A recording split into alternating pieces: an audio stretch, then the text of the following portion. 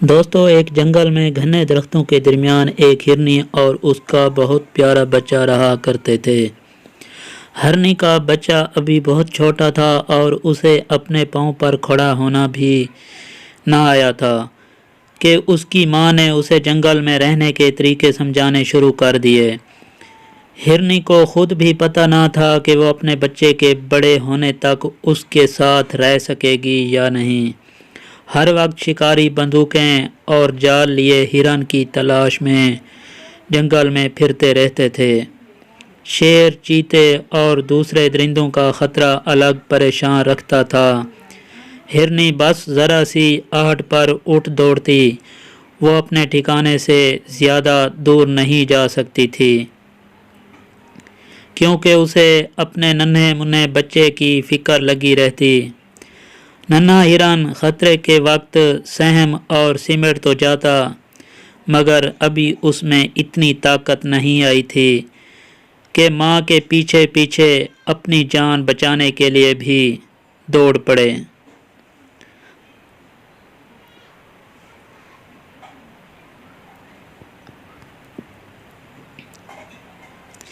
ایسے میں ہرنی اسے اونچے اونچے پودوں اور جھاڑیوں میں چھپ جانے کا اشارہ کرتی اور خود جست لگا کر شکاری کی پہنچ سے دور نکل جاتی۔ ہرنی کو بڑی شدت سے اس دن کا انتظار تھا جب ننھا ہرن اتنا بڑا ہو جائے گا کہ اس کے ساتھ سیر کرنے جنگل میں نہر کے کنارے جا سکے گا۔ کچھ عرصے بعد ننھا ہرن اپنی ماں کے پیچھے پیچھے جنگل میں دور تک چلا جاتا۔ وہ دیر تک کھلے آسمان تلے دھوپ میں بیٹھے رہتے یا نہر کے کنارے گھاس چرتے رہتا۔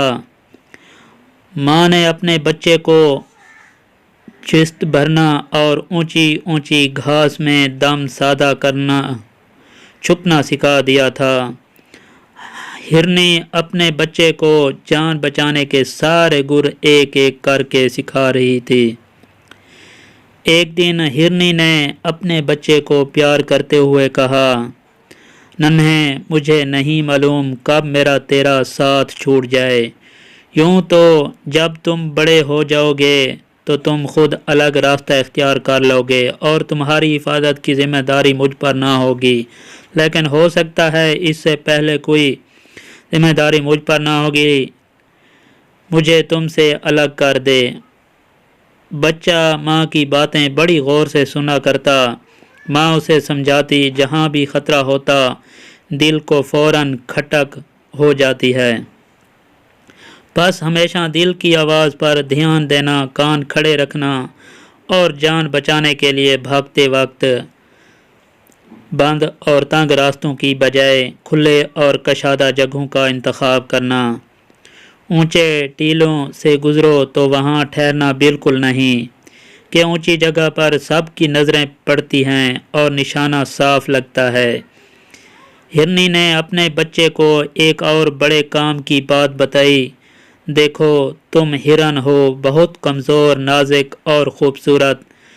انسان کی تو بات ہی الگ ہے، کتے اور بھیڑیے سے لے کر شیر تک سب ہی تمہارے دشمن ہیں۔ خود کو ان سے بچانا اور اپنا اٹھنا بیٹھنا اپنے جیسوں کے ساتھ رکھنا۔ اپنے سے زیادہ طاقتور سے دوستی نہ لگانا اور نہ نقصان اٹھاؤ گے۔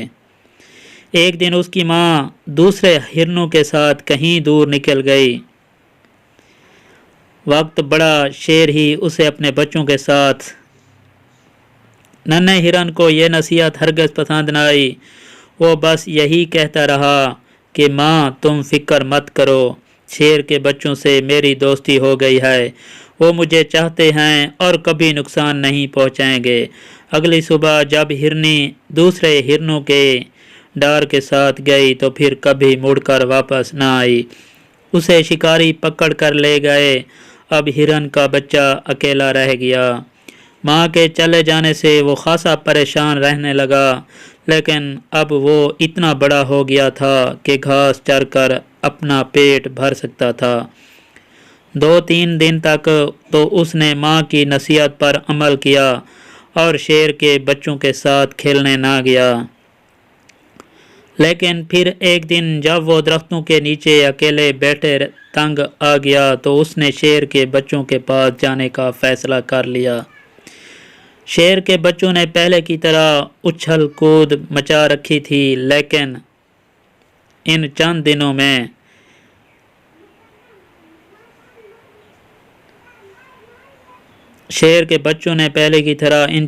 میں ان کے جسم خاصے مضبوط ہو گئے تھے۔ ہرن بھی ان کے ساتھ کھیل کود میں شامل ہو گیا تو ان کی اچھل کود اور بڑھ گئی۔ ابھی کھیلتے ہوئے زیادہ دیر نہ گزری تھی کہ بچوں کی ماں شیرنی بھی وہاں آ گئی۔ ننھے ہرن کی یہ جرأت بڑی ناگوار گزری کہ وہ شیر کے بچوں کے ساتھ کھیل رہا ہے۔ شیرنی دبے پاؤں آگے بڑھی اور اس نے ننھے ہرن کو ایک بھرپور پنجہ رسید کیا۔ ہرن ہوا میں بلند ہوا اور کئی گز دور جا کر گرا۔ وہ شدید زخمی ہو چکا تھا۔ شیرنی اپنے بچوں کو لے کر اس پر جھپٹی، لیکن زخمی ہونے کے باوجود ننھا ہرن پوری قوت سے دوڑتا ہوا ان کی پہنچ سے دور جا نکلا۔ ایک جگہ وہ نڈھال ہو کر گر پڑا۔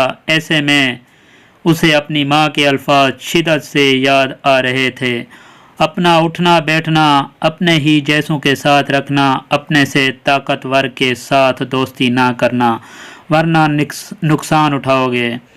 ننھے ہرن کے زخم ایک دن ٹھیک ہو گئے اور پھر اس نے کبھی ایسی غلطی نہ کی اور ہمیشہ ماں کی نصیحت کو یاد رکھا۔